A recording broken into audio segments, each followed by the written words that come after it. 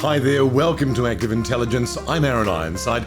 I hope you'll spend the next half an hour or so with me as we take a look at yet another social issue from a variety of perspectives, and for many of us, this one feels like an economic opportunity that might have passed us by. Should we have already invested in Bitcoin, or is it the hoax of the century? Stand by for some Active Intelligence.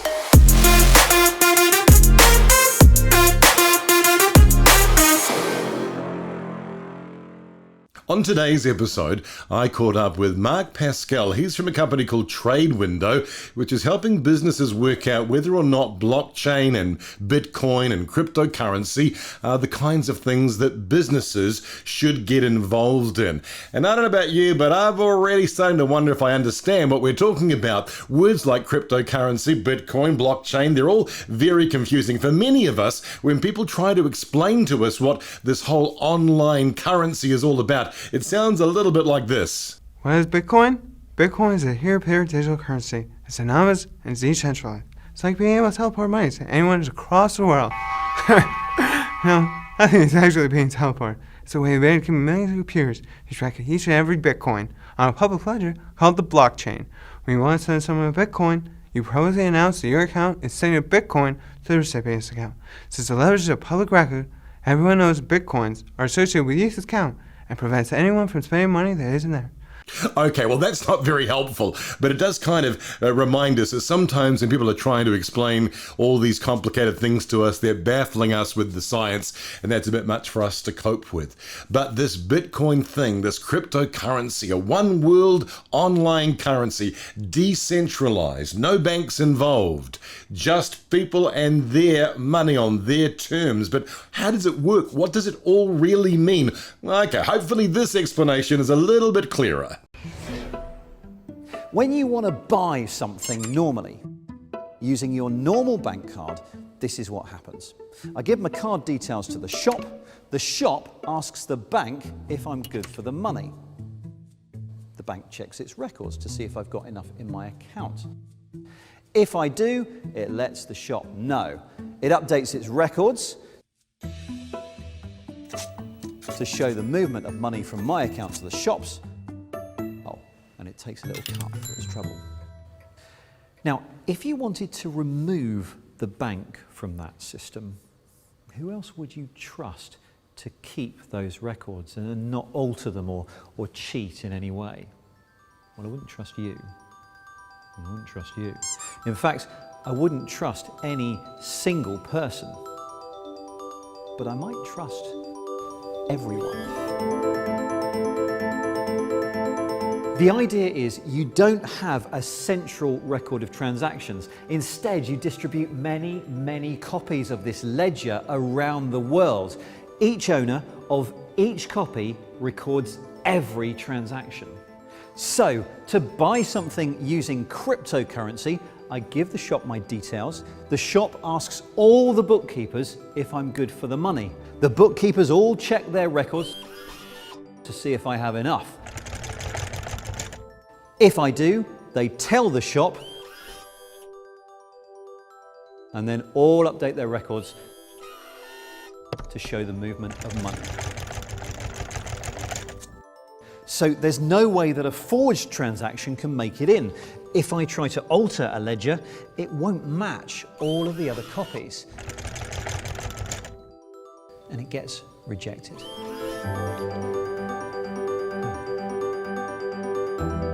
Oh, and one of them, at random, will be given a reward of some newly created cryptocurrency. This is how cryptocurrencies work. And remember, all of these bookkeepers, all of these ledgers, they're not actually people, they're computers. Lots of computers. Well, I hope that explains what Bitcoin and cryptocurrency is. Certainly it might be the way of the future. That is what many people would have us believe, that eventually money as we know it will cease to exist, banks will go out of business, and this new decentralized version of currency will take its place. Certainly those who are the early adopters that were thinking this is the way to get rich real quick. I mean, here's a young man named Dylan Find. I mean, have a listen to his story. An unlikely kind of person to become an overnight millionaire. Dylan Fine is living the dream. 24 years old, I'm able to literally travel, do what I want to do. But he tells me not after first living a nightmare. I was homeless out of my car. A recent college graduate, Fine says he was broke as ever. His car was a clunker. I had that Mitsubishi Eclipse, my windows didn't work, my AC didn't work, right? I had to open my doors just to get food at the drive-thru. And $33,000 in debt. But he says everything changed when he met a friend who introduced him to Bitcoin 2 years ago. I would sit here and I would literally watch him play on his phone. An hour and a half would go by, he made $200. 4 hours would go by, he made $700. $700 of real money.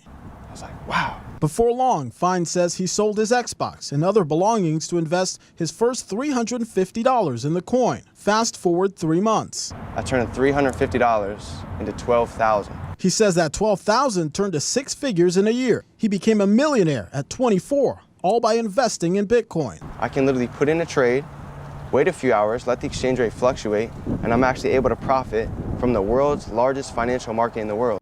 Well, I suppose it's those kinds of stories that have captured the imagination of many of us. Could we get in on this? Is it too late to buy some cryptocurrency to become an overnight millionaire, billionaire? I don't know. It seems like it's a little bit risky. One of the things that is risky is that in this decentralized world of the cryptocurrency, there is no bank keeping a record of your money. You have to keep that record in an online electronic wallet where only you have access to the special number that unlocks your cryptocurrency. And that sounds great, unless of course you lose the wallet. All the files that I believed I needed were already on my new computer. The drive was in a drawer on its own after an incident with a previous laptop, and I'd thought that I'd taken off everything I needed. Any hesitation, any moments before you chucked it in with the boxes and the bottles to bring down?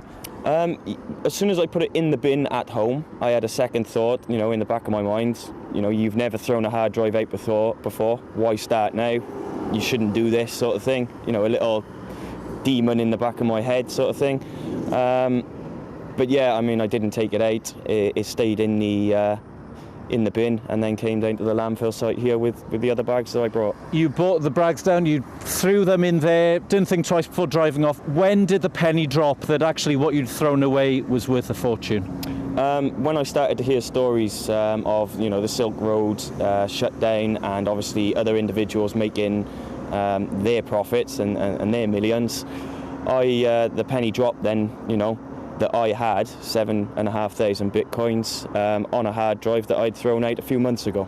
So for people who don't understand virtual currencies, they wouldn't have thought it's a problem throwing away a hard drive. But to get your money, you would need that hard drive. Yeah, there's a specific file on that hard drive called a wallet file, which the Bitcoin is stored in.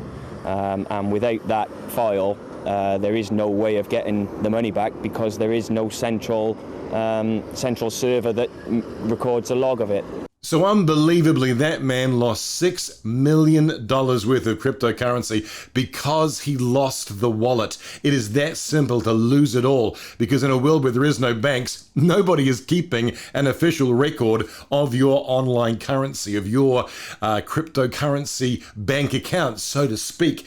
So of course that puts an immense amount of pressure on the individual user to make sure you don't go and lose that number, because nobody knows that number. It is lost forever. That seems bizarre, doesn't it? And of course, it's stories like that and a kind of generalized suspicion that maybe this online currency is being rolled out too quickly before the world economies have worked out what to do with it, means that former PayPal CEO Bill Harris is among those who's saying actually he's not buying that cryptocurrency is all it's cracked up to be. Well, yeah, so there's a lot that's not a scam, but yes, everyone's drinking the Kool-Aid. I think, just a couple of days ago, somebody relatively prominent said Bitcoin is bigger than the internet, bigger than the Industrial Revolution. Was that Tim Draper? Well, I didn't want to mention his name, but yes. Okay. Hi, Bill. It's Karen. And he's also saying that in 4 years it'll appreciate to the point where the Bitcoin or Bitcoin and all cyber or cryptocurrencies will be worth about half of the entire S&P 500. There's no relation between value and usefulness. And on the usefulness side, let me just, there's the currency, like Bitcoin, and then there's the technology, like blockchain. Blockchain technology has terrific applications, including financial transactions. But we don't need a new currency to do it. And by the way, there's no reason that a new currency should instantly have, billions of dollars of value. Hey, Bill, it's Karen. Let me ask something. I read your piece. I agree with almost everything you said on the ICO market, but Bitcoin itself, a lot of the arguments you made, one can make them for gold. And yet gold exists as a part of people's portfolio. You can't really transact very well in it. You can transact much easier in Bitcoin. And it's only a store of value. It's not as volatile, but it's been around a lot longer. And then, these are properties that Bitcoin has as well. And people think of it as an asset class, which Bitcoin is sort of emerging as. So how do you differentiate between gold and Bitcoin? Well, I think similarly, gold is, yes, an asset, but not something that generates revenue or profits. It's just something that sits there. And it's got a long history of being something that people will look to for stability. And in fact, it has reasonable stability in price, at least vis-a-vis something like Bitcoin. Bitcoin is, where does the value come from? Well, if it's not an effective means of payment, if it's not a great store of value, and I don't think it is either one of those things, because at very least the volatility, well then what makes it valuable? People say scarcity. There's no more than 21 million Bitcoin that will ever be minted. Fine. My autograph is scarce. I can promise that I will never autograph a piece of paper more than 21 million times, but it doesn't make it valuable. So Bill Harris, former PayPal CEO, he's not convinced that there's enough behind cryptocurrency for it to be the real deal. However, when we think of the fact that our monetary currency traditionally was backed by things like gold, let's remember that our value that we place on gold, that's entirely arbitrary. We could have decided that gold was worthless, but we, the humans, decided it was precious. So actually, the fact that cryptocurrency isn't backed up by something may not be where the big problems lie. I think the problems are more complex than that with respect to why cryptocurrency may not yet take over regular money and banks as we know it. However, it is now part of the landscape. So that's why I caught up with Mark Pascall from Trade Window. He helps New Zealand companies who are engaged in international trade, exporting and importing, work out whether or not this kind of decentralized international cryptocurrency is something they need to worry about. And I asked him whether or not it was too late for the rest of us. Have we already missed the boat? Have we missed our chance to become cryptocurrency millionaires? If I had a Bitcoin for every time I get asked that, I'd be very rich. Yes. The big $1 million question is, will Bitcoin keep on going up? It's gone up a huge amount in the last 8 months. And it does, if you step back, if you zoom out on the Bitcoin chart, you see this cycle of sort of, it goes up, and then all the headlines talk about it's the bubble, it's about to pop, and then it crashes down, and all the I told you so articles come out, and everybody says, this is gone now, let's move on, and then in the background it then starts going up again, but to a much higher level, and that first sort of bubble becomes almost insignificant. If you look at the chart, you can hardly see it when the next one, and that's happened 3 times now.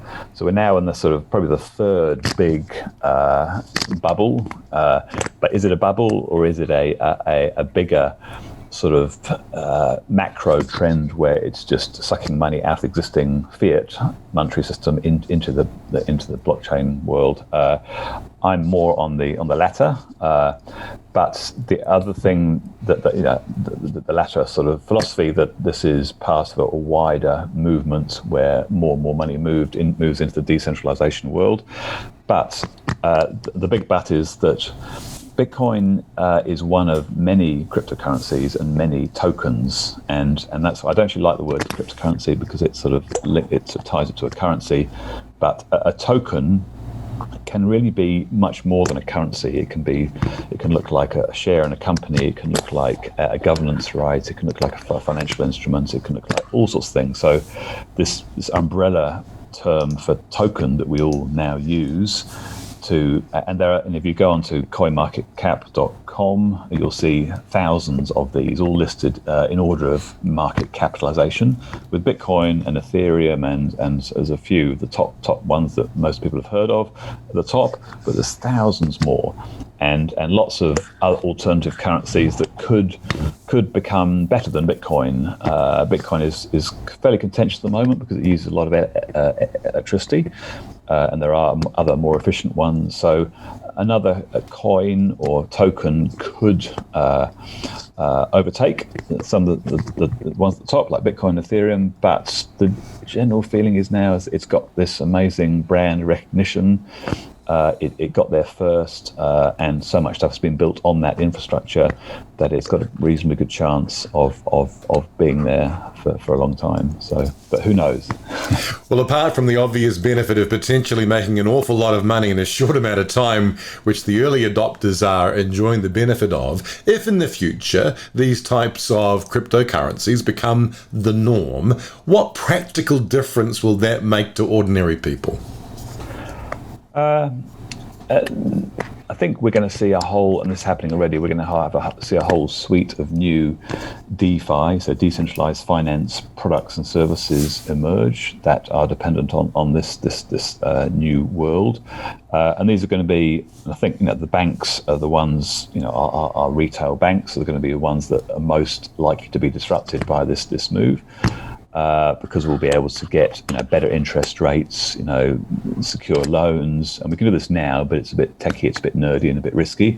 But that will become more and more mainstream until mum and dad, grandma, grandpa are just using this from an app or a website, and they don't know or care that it's got a blockchain infrastructure, or it's decentralized, or it's run by a global network. They just know that all their friends are using it, and it gives them a good user experience. So I think, and I think, but there's potentially quite a lot of disruption along the way, because our current system of money is reliant on the idea that the government controls it, and this is important for them to be able to control money. That's how they kind of control us, and that's how they collect taxes, and et cetera, et cetera. So they're going to have to adapt to this new world, and yeah, for better or for worse, I do believe it's coming. Very difficult to predict how fast, but I do know in the space I'm playing at, in the sort of international DeFi world, it's moving very, very quickly, and there are products and services emerging that were simply not possible before, and you can see the benefits to consumers of using these. So it is going to have a big impact.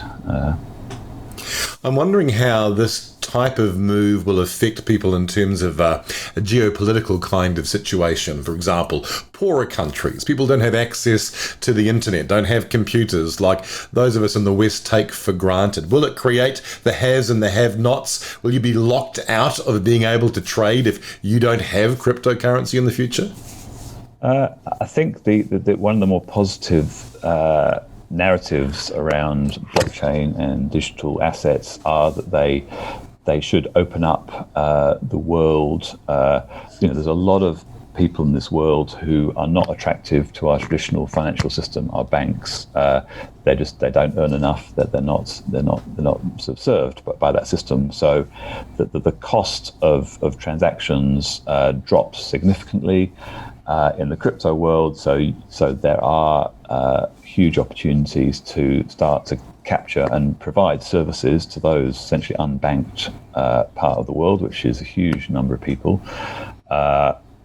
In the crypto world, all they need is a smartphone or access to an internet, and they can potentially earn interest on very small amounts of money. They can get other financial products, and so yes, I think that is an important shift.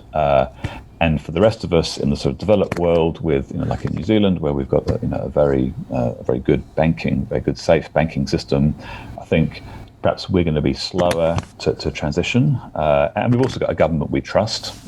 Bear in mind that the governments run the financial systems ultimately, and in countries where we've got sensible inflation and a trusted government, that's one thing. But in many other countries, the inflation's going crazy, and they don't trust the government. So suddenly, putting some of your wealth into an asset like Bitcoin or Ethereum or one of the others makes a lot more sense, because you simply your current system you don't trust as much.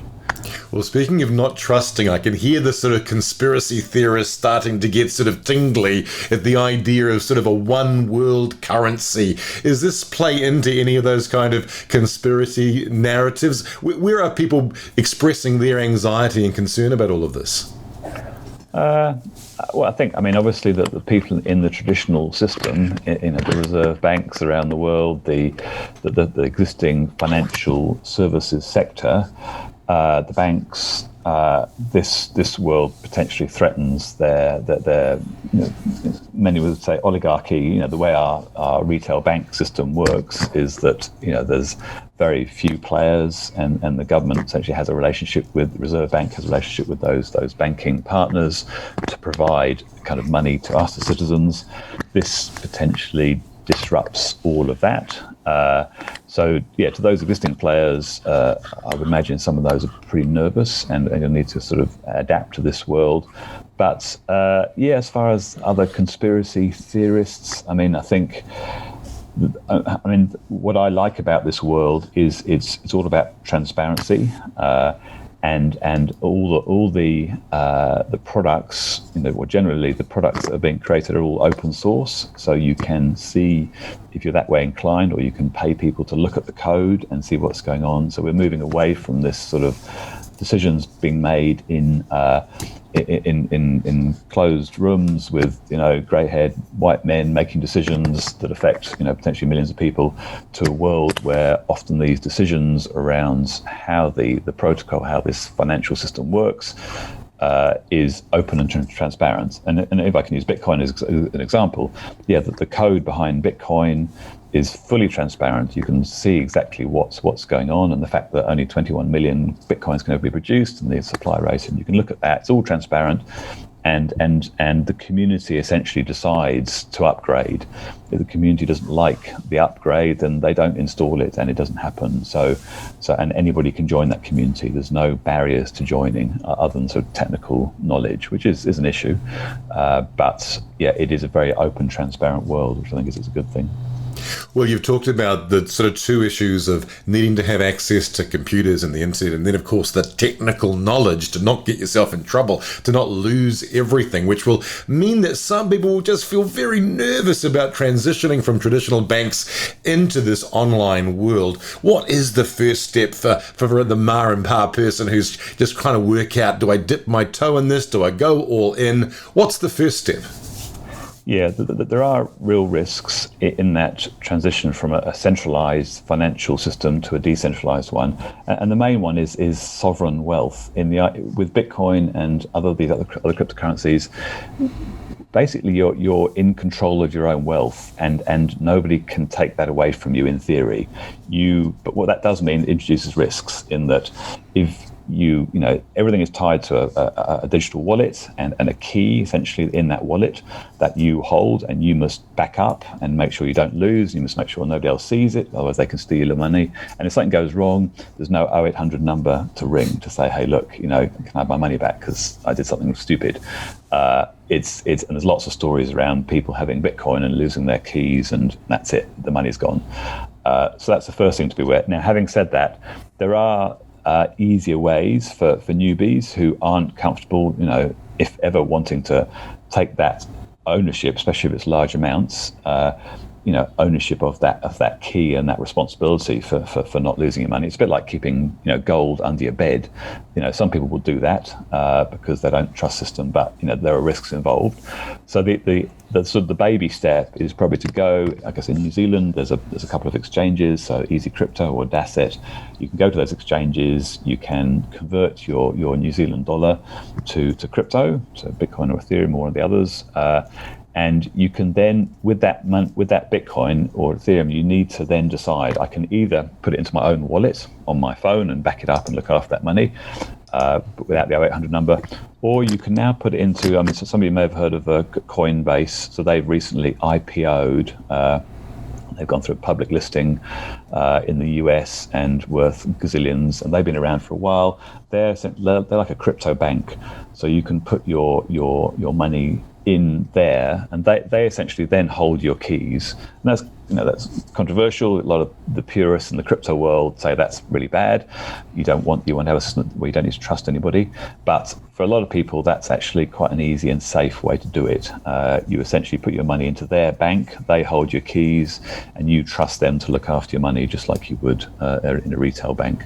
So that's probably, using a local exchange and then putting it straight into Coinbase or one of those big trusted exchanges is potentially a sensible first step until you're more comfortable with sort of looking after your own wealth. That's Mark Pascall from Trade Window, explaining, of course, that in the end, the only way that you and I might be comfortable about cryptocurrency is if they start to act a little bit more like banks, particularly around that issue of keeping a record of your wallet, your online key to accessing your money. That's horrific to think that you could lose that and literally lose all of your money in one go.